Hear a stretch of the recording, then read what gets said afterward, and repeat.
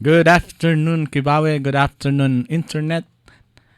Welcome back po sa ating um, afternoon program, the Daily Mantra. So, this afternoon, pag-usapan po natin yung the path of spirituality. So, before we go on with our talk, let's have some short kirtan or mantra meditation first.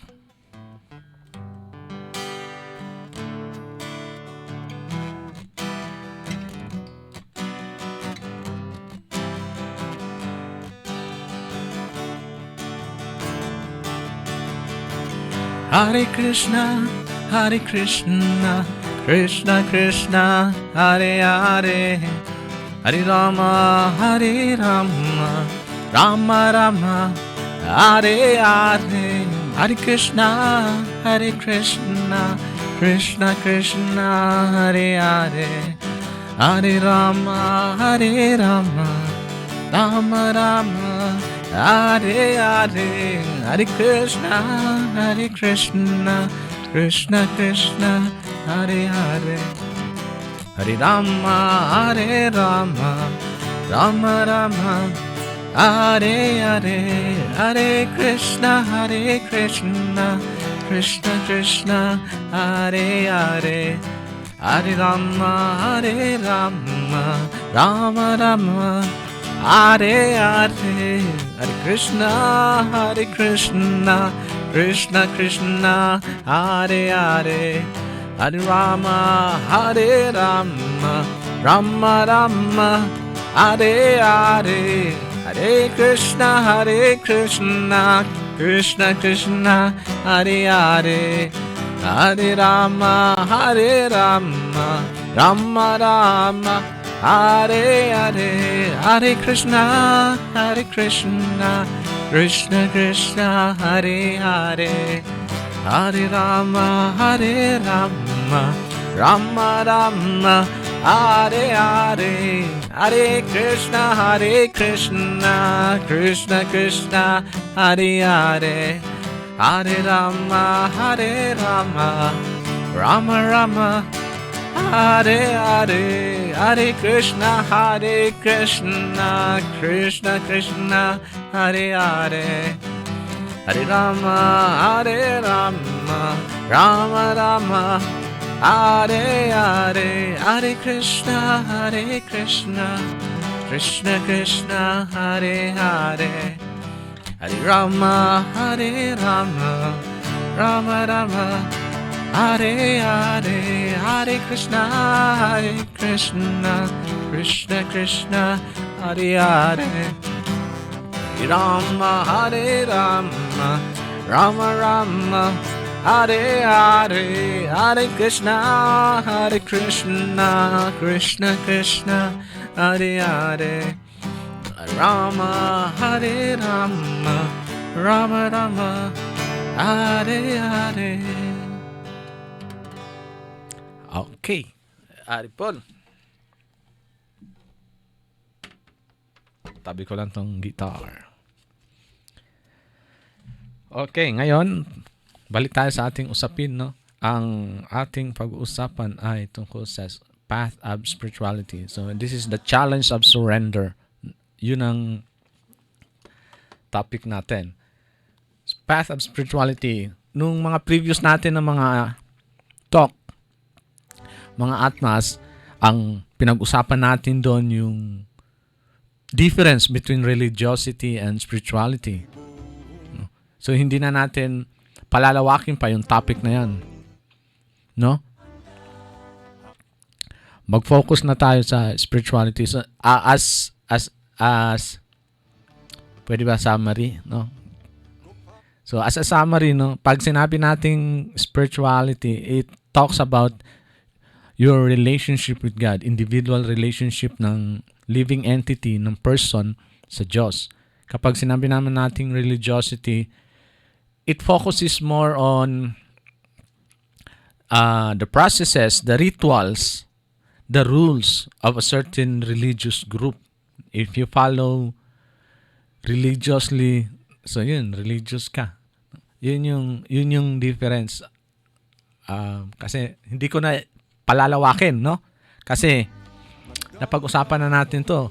If you're interested, you can just look up sa page natin dito sa Madana Mohana Radio, Campus Radio 106.9 Facebook page, o kaya naman doon sa ating Daily Mantra na page. Nandun po itong mga topic na to. Hindi na tayo hindi na natin patatagalin pa dito, no? Para makatuloy tayo sa ating pag-usapan. So ngayon, ang focus natin is yung path of spirituality in connection with the challenges that we encounter. Yung challenges of surrender.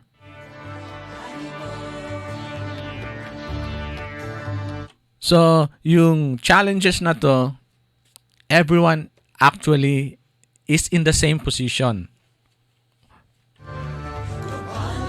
Bakit ko nasabing we are in the same position? Kasi lahat tayo dumadanas, nararanasan natin, meron tayong na-encounter ng mga challenges sa buhay natin. So, these challenges actually are in connection. These challenges are in connection with our surrender to God.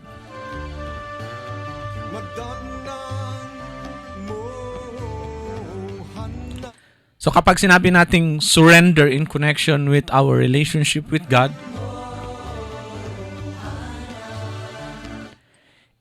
it talks about yung willingness natin to be pleasing to God. Yung willingness natin na maibigay yung kung ano yung gusto ng Diyos, yung will ng Diyos.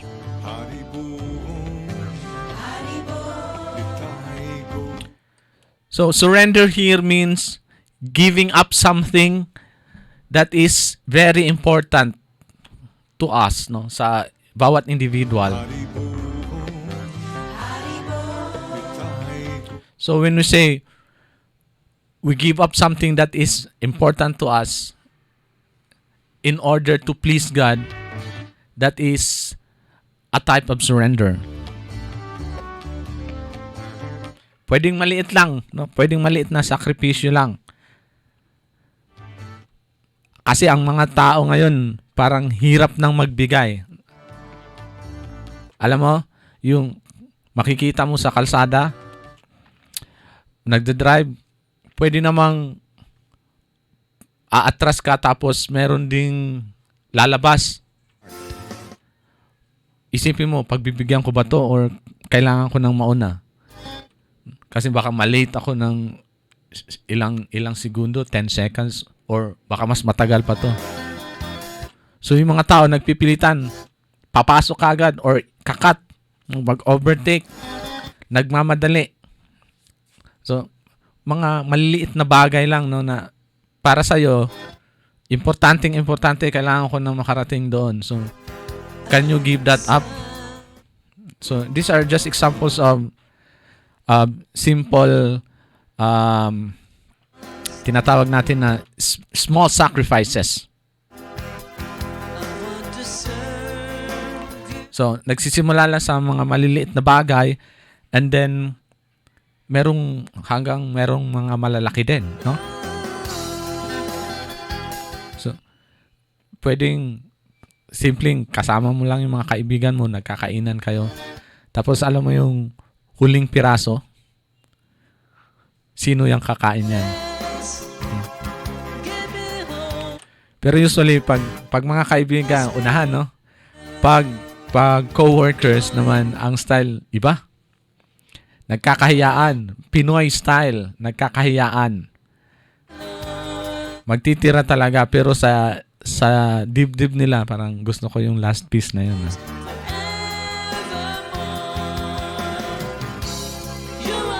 So yung challenge ng giving up something that is important to us, no?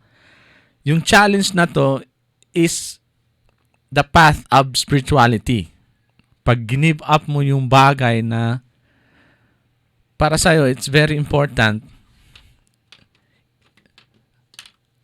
Tapos, ang kapalit naman nito ay pleasing God. Then, this is a path to spirituality.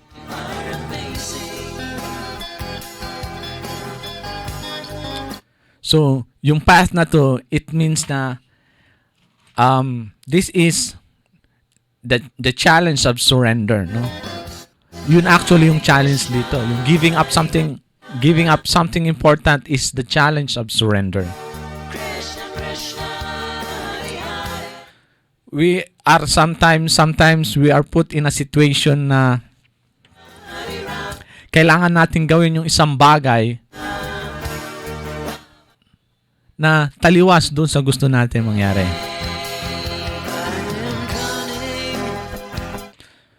Lahat tayo na encounter to. Yung gusto mong gawin at yung kailangan mong gawin. Iba-iba lang yung degree. So we have small, little challenges and big challenges. Depende sa kung gaano ka-importante yung bagay, no, na ipagpapalit natin or i-give up natin.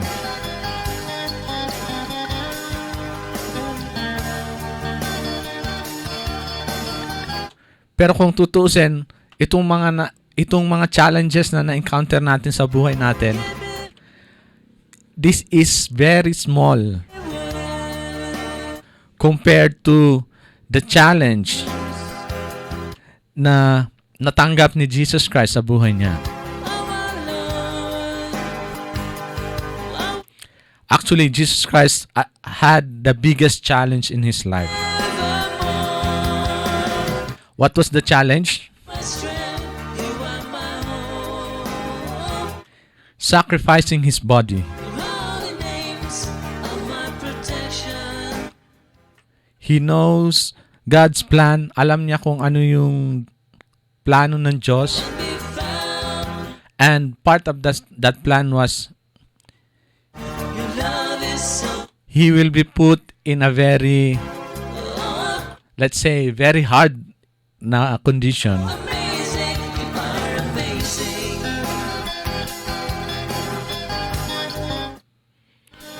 So, Jesus Christ was thinking na I am the servant of God. This is what God wants. Actually, it's in the Bible. He says that, let this cup pass as you will. So you not as I will, no? So ang sinasabi niya rito na let the master I'll follow the master. I am just a servant. So I'll be giving up this body. This is my challenge. So si Jesus Christ, being a good servant as He is, accepted the challenge, no? Challenge accepted. So ano yung challenge na yun? Giving up His body. So yung surrender na to, hindi to kagaya ng mga nasisilya elektrika na, di ba, pag na-execute yung mga, noong una pa, wala na tayong silya elektrika ngayon. Pero I was watching this documentary kung saan nilalagay nila yung mga electric chair and then tatakpan lang nila yung mga butas ng ulo, like yung bibig tsaka yung mata, kasi lalabas pala yung mga liquid doon, no, pag kinoryente. So when you are electrocuted, your eyes bulge out, lumalabas yung mata, yung may mga liquid na lumalabas. Tapos yung bibig ganun din, no? May mga liquid na lumalabas, tugo siguro yun. So you can, pero binago na yun, no? Binago na yun. Ginawa nila yung lethal injection kung saan hindi mo na mararamdaman yung pain. But on the side nung yung giving up ni Jesus Christ was different. Imagine mo, walang anesthesia nung panahon na yun eh. Ipapako ka sa krus, no? Walang anesthesia. Para kang may diabetes, tapos nag-gangrene na yung paa mo, and then ang only solution is puputulin. Pero hindi ka gagamitan ng anesthesia. So that's how difficult the challenge was.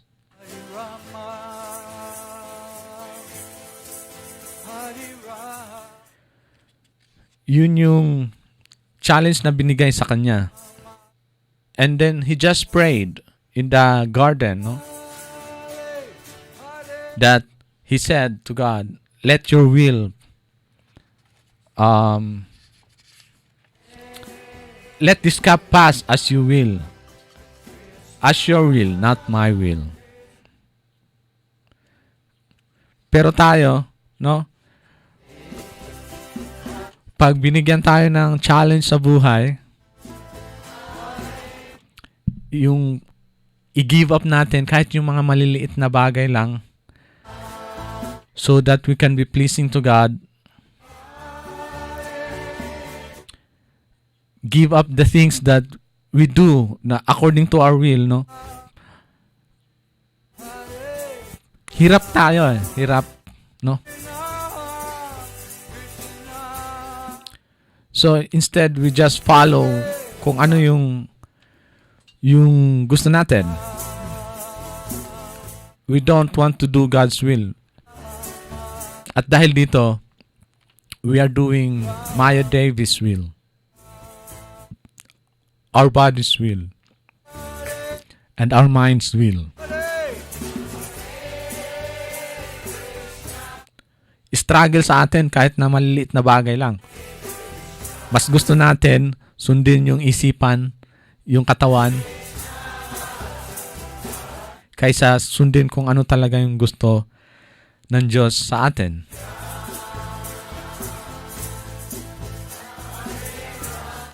Minsan nga, sa sobrang liit, hindi na natin pinag-iisipan eh. Kinakalimutan na lang natin. Dead ma lang, ika nga. Sinasantabi lang. Kasi ayaw na nating i-entertain sa isipan natin. We don't want to think about it or even notice it. Kasi ayaw nating i-give up yung sarili nating will.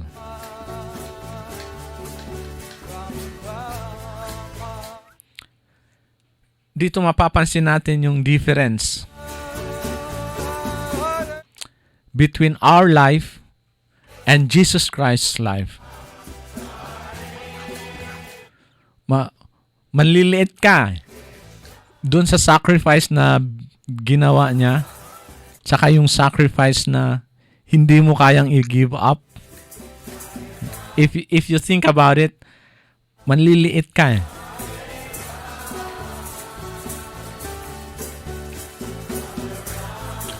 So, tinuruan niya tayo through his life as an example, no?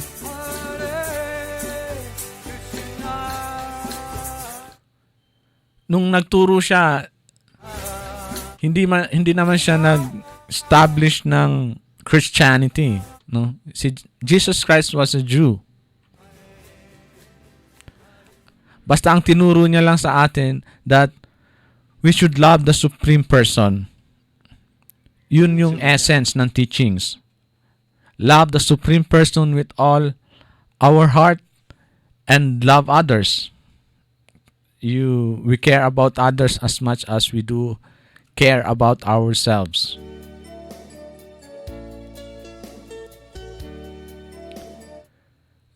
So yung situation was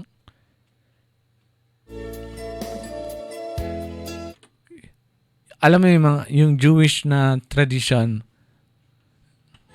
there are a lot of rules that they should follow. It's the same with religiosity, no? Yung pinag-usapan natin before. You follow rules, you follow certain rituals, but it's never about getting close or having close relationship with God.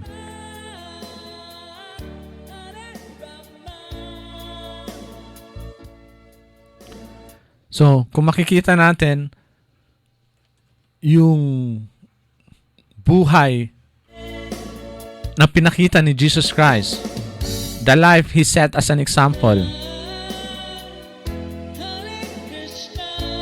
He gave up everything.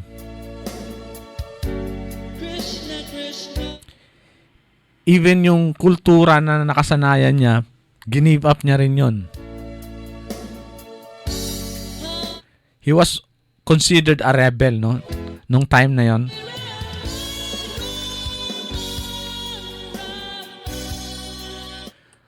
Kaya nga yung isang example ng kwento na nasa synagogue siya sa temple, lahat ng mga tinda binaligtad niya. Because he was against it. It's not about developing your relationship with God. More on money-making business na lang ang reason kung bakit yung mga tao nasa church or nasa temple. Similarly, in our situation, no, we go to the temple because we need something, we ask for something, or we might get some benefits in going there. I know a few people, meron akong mga kaunting mga kilala na ganun yung pananaw nila. Sasali ako sa grupo na ito kasi meron akong nahihita. Meron akong napapakinabangan. Kikita ako dito. Or kung ano pang mga reason na sila yung sentro.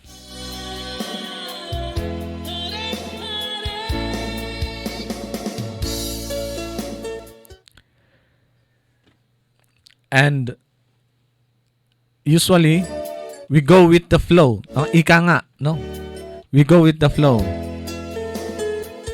Ayaw natin guluhin yung tinatawag na status quo. Minsan makita natin na parang may mali dito. But we don't do anything about it. Kasi, una, gusto mo ganun din. Pangalawa, ayaw mong ma-displease yung ibang tao, ayaw mong ma-upset yung ibang tao.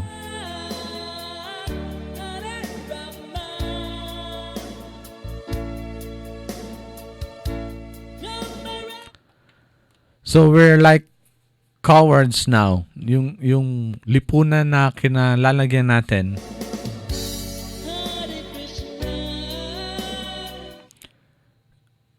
especially when you look at yung sa social media, lahat ng tao nandoon para mapansin, para ma-please yung ibang tao. They'd rather be noticed by millions of followers rather than being noticed by God.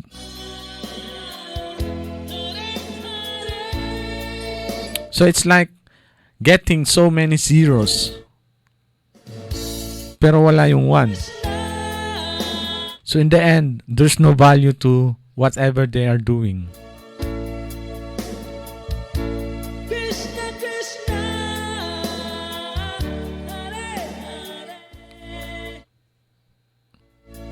So in the process, sa buhay ni Jesus, nagalit sa kanya yung mga tao. Because everyone was following the Jewish rules. They were following the Roman rule. Pero yung pinapakita ni Jesus Christ, taliwas dun sa mga nakasanayan nila.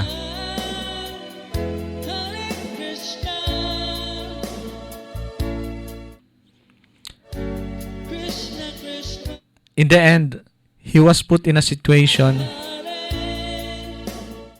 wherein yung anger ng tao, yung galit na to, no? Yung galit na to, dahil ayaw nilang marinig. Ayaw nilang marinig yung dapat marinig. Ayaw silang ma-remind na, hey, you're not doing well. That's not the type of path na dapat na ginagawa mo. So that's the sacrifice, that's the challenge given to Jesus Christ. By giving the knowledge, by teaching people that we should love God, by teaching people about love for God and others, naput siya sa situation na kung saan he has to give up his body.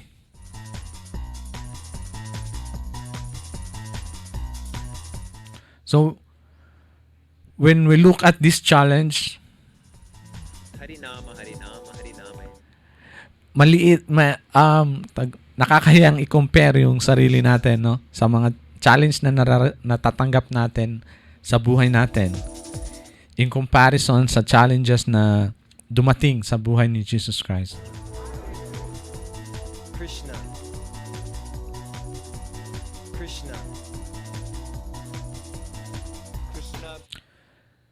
So it's very important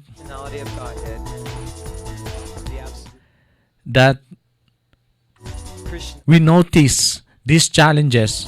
Hare Krishna. So from time to time in our lives, we will encounter challenges, Hare Krishna. allowing us to choose Krishna. between pleasing God or pleasing the mind, the body, and Maya Devi. The Supreme Personality of Godhead. Then if we choose to please our will, if we choose to please our body and mind, Krishna. if we choose to please Maya Devi, or they call it the devil, Krishna. then kung anumang relationship na meron tayo sa Diyos Hare Krishna. na puputol or nahihinto yung growth. Personality of Godhead. The absolute truth. That is what's happening now, actually. The absolute truth. We have so many Christian, so-called born again, Krishna. but since people don't really choose yung path wherein does not accept the challenge, no? Hindi nila tinatanggap yung challenge na kung saan mas mapapalapit sila sa Diyos. Krishna. So what happens is they die spiritually again. Krishna. So my challenge Krishna. to all of us Krishna. is we should be mindful of the challenges. Ang challenge natin, no, para sa ating lahat, dapat mindful tayo sa mga challenges na pwedeng dumating sa buhay natin. Kahit gaano to kalaki or gaano to kaliit, Krishna. we should focus on these challenges. Hindi yung nakafocus tayo sa ibang tao na bakit ito hindi niya ginagawa?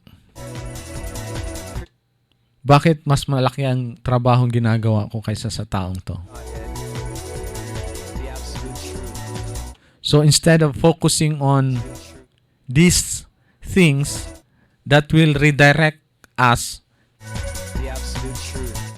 in doing what is right, Krishna. we should actually focus Harinama, Harinama. doon sa mga challenges na may encounter natin sa buhay natin. Krishna. Krishna. How would we know na these are the challenges already? Krishna. Well, isa lang naman ang batayan, no? the absolute truth. If the activity will not help us get closer to God, Krishna, and we are in a situation that we have to choose, obviously that's a challenge. Gaano man kalaki or kaliit yan. You are listening to Madana Mohana And music that's the challenge, if you want to get close to God, is just follow the footsteps of Jesus Christ, no? Yung footsteps niya. Ano yung ginawa niya sa buhay niya? Give up niya yung will niya. Hare Hare. No? Actually, he dovetailed his own will. So, he gave up everything and let God do. Follow God's will instead of his own. Hare Krishna, Hare So in this way, we can experience Hare Hare, Hare that we will be we are getting closer Rama, in knowing God. Hare Bol.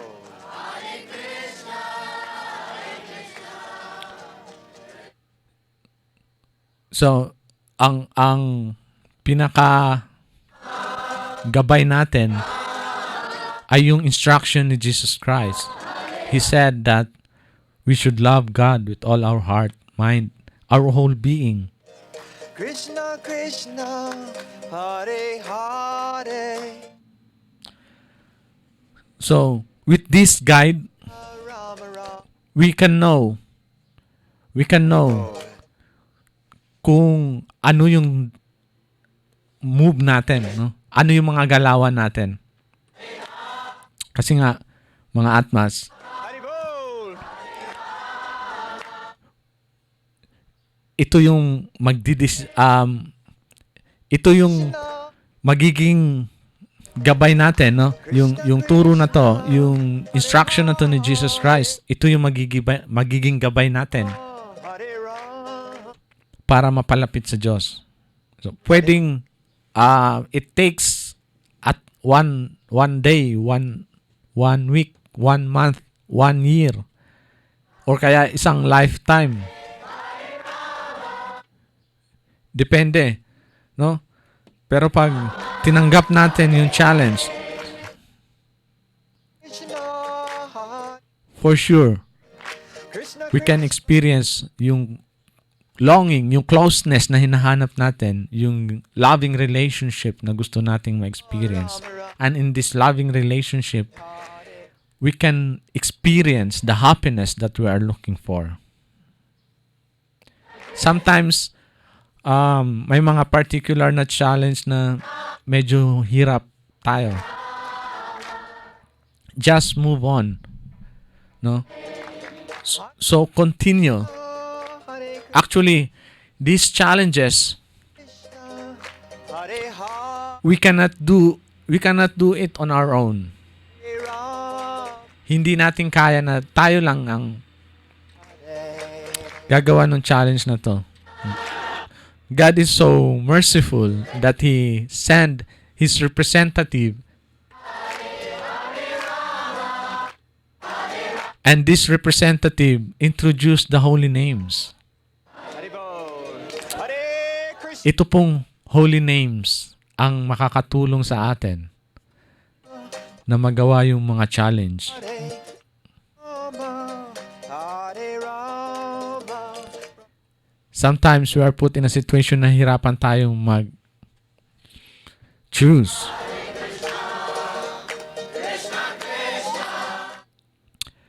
But the holy names has the power to change our heart.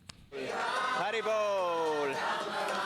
The holy names has the power to guide us so that we may be able to see the truth. Krishna, Hare Hare, Hare Rama. The holy names is our help.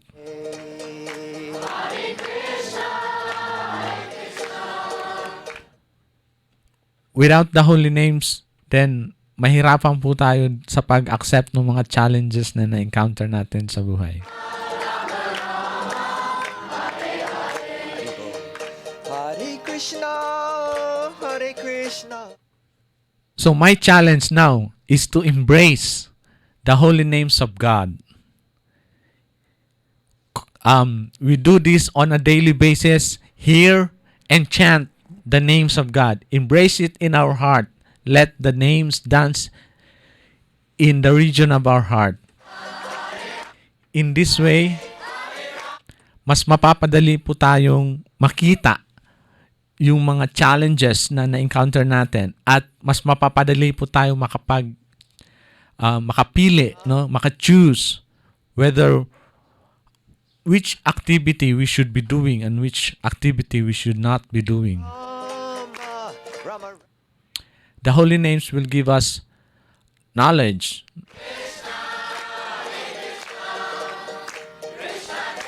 It is said that remembrance and forgetfulness is because of God. So, He can guide us. He will let us remember na, ito pala dapat ang gawin ko. Ito pala yung hindi ko dapat gawin.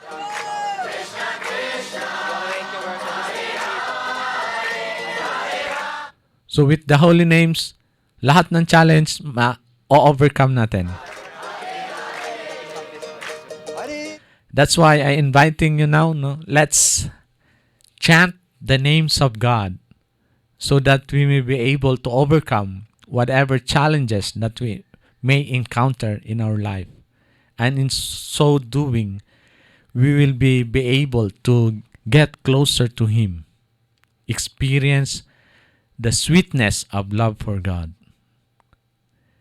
There is no other way that we can do this but through chanting of the names of God. So, thank you very much sa lahat ng mga nanood, nakinig, nag-share, nag-react sa programa natin dito sa Madana Mohana Campus Radio.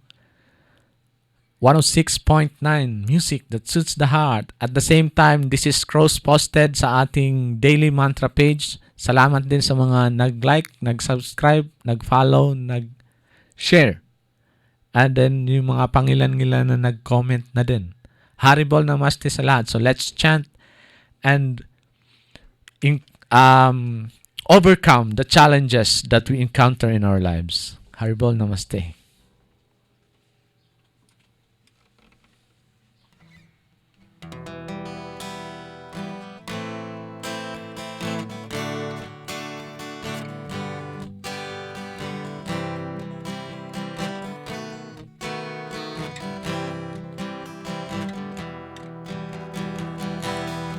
Hare Krishna,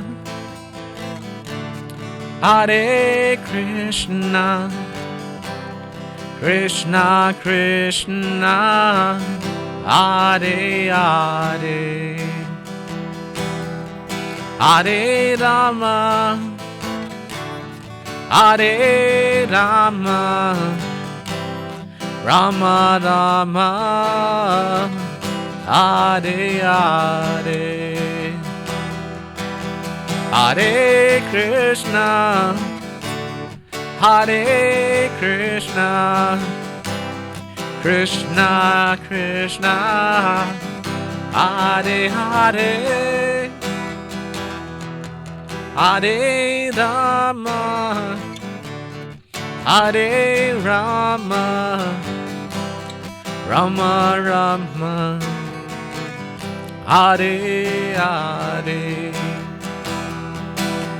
Hare Krishna, Hare Krishna, Krishna Krishna, Hare Hare, Hare Rama, Hare Rama, Rama Rama, Hare Hare. Hare Krishna, Hare Krishna, Krishna Krishna, Hare Hare,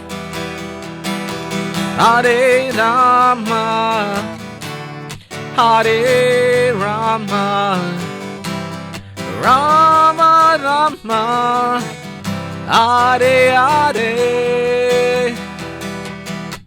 Hare Krishna, Hare Krishna, Krishna Krishna, Hare Hare,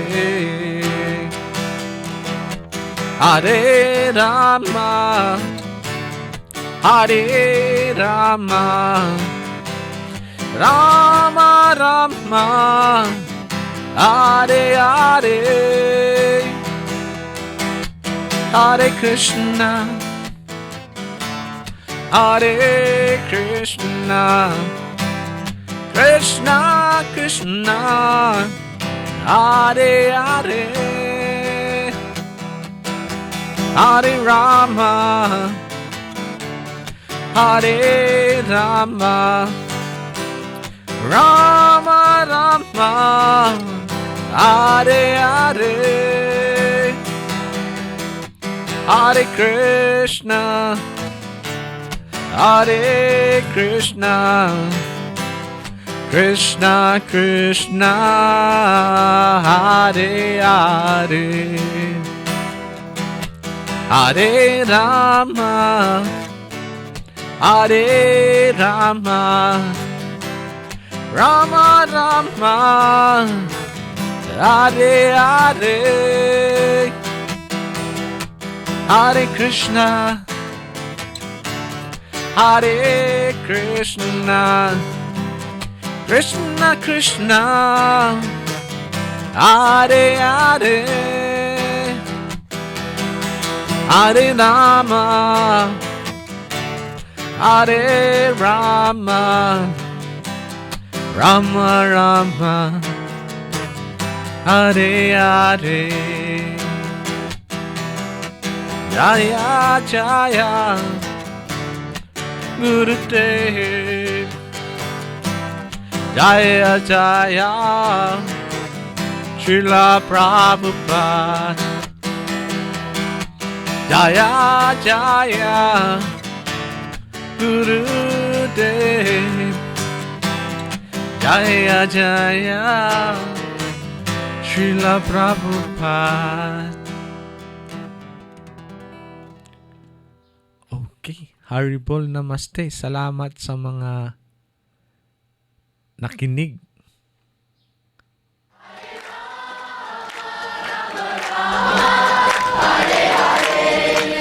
Hare Krishna,